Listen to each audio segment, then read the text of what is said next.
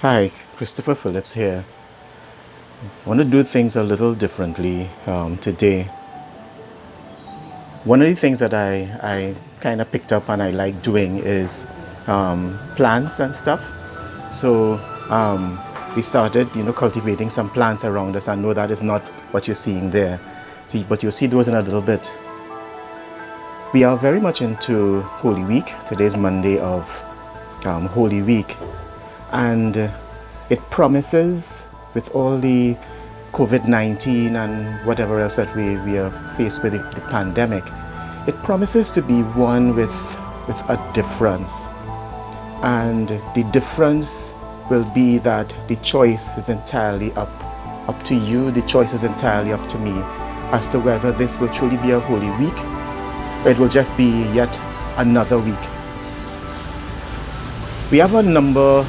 What I'm looking at here now is there was a vine running on the line there, and all of these things I think that I'm going to be showing you will speak to our faith, the level of faith that we have, where our faith is at, etc.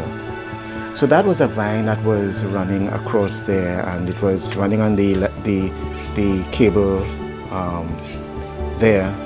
And eventually somebody cut it. The root of the vine was somewhere there.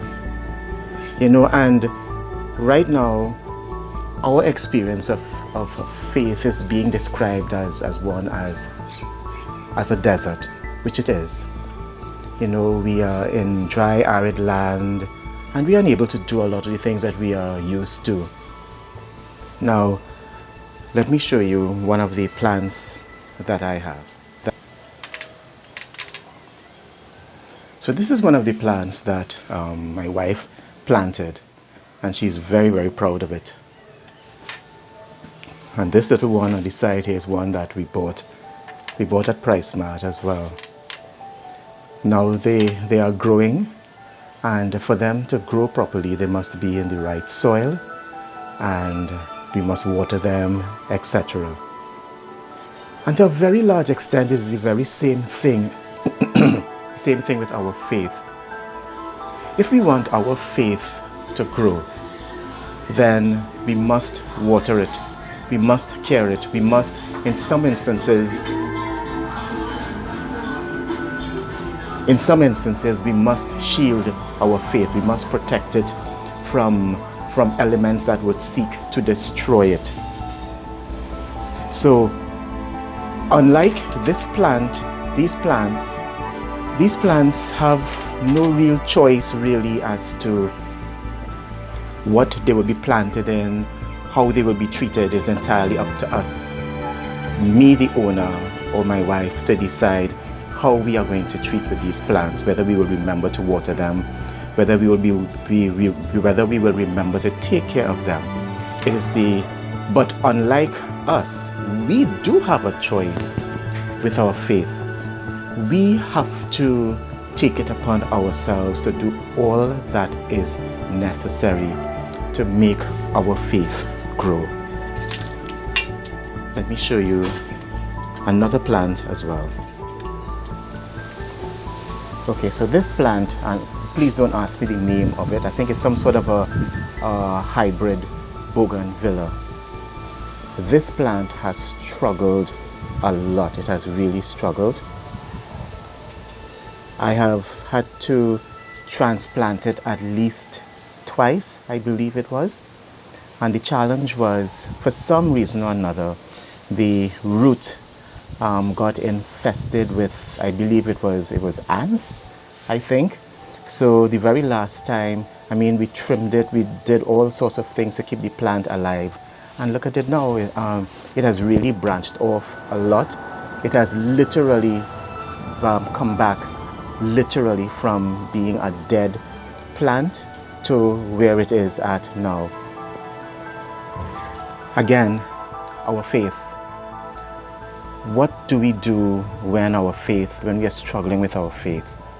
Do we nurture it, or do we let it die? Do we turn to our Bibles, start reading our Bibles more? Do we turn to apologetics when we get challenges about our faith that we don't know how to answer? Or do we just roll over and, let other people who do not know the truth of our faith, let them tell us what we believe? The choice is up to us. And I think I want to end off with 2 plants I want to show you again. This is a bougainvillea. So this is a bougainvillea. It was pretty small when we bought it. And look at it now. It is really, really blossoming.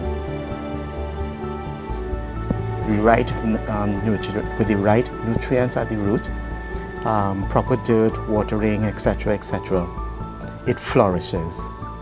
That is how our faith should be. And then this one here,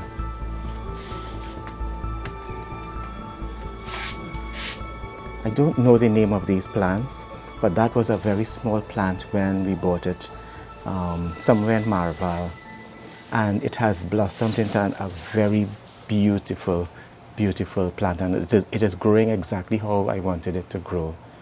And again, this one I didn't have any challenges growing it. I just planted it there, put manure around it, and it started to flourish. But I have to water it, and there are times when I have to mix a chemical to spray on all of these plants, because sometimes they are attacked by different bugs and different things try to destroy them. So we have to, I have to spray them ever so often to protect them from these bugs and these other things that could try to destroy them. Now, this Holy Week promises to be a really mighty, powerful one. But like I said, the choice is up to you. These plants, they don't have a choice to decide where they're going to be planted. They don't have a choice to decide how much water they will get, whether they will get all the right nutrients. They depend on myself and my wife for that. On the other hand, our faith, we should not depend on anyone to grow our faith except Holy Mother Church itself. And Holy Mother Church has provided all that we need to grow our faith. So, unless we are children, that is, then it would be left up to our parents and those who take care of us to grow our faith in the way that they should grow. So, the choice is ours, really. Our Holy Week could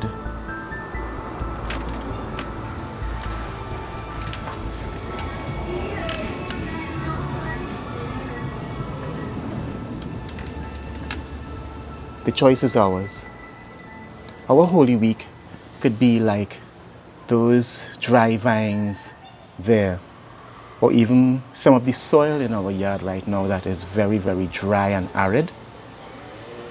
If you don't do all the right things to make it a really blessed and a holy week, or your Holy Week can be like this and better. The choice is yours. You can choose to go through the readings of the day. You can choose to meditate on the readings of the day, make them come alive for you. You can choose to do all that is necessary to make your faith grow. So my prayer for you is that you would indeed do all that is necessary to make your faith grow and blossom into the faith that God wants you to have. God bless you and have an amazing Holy Week.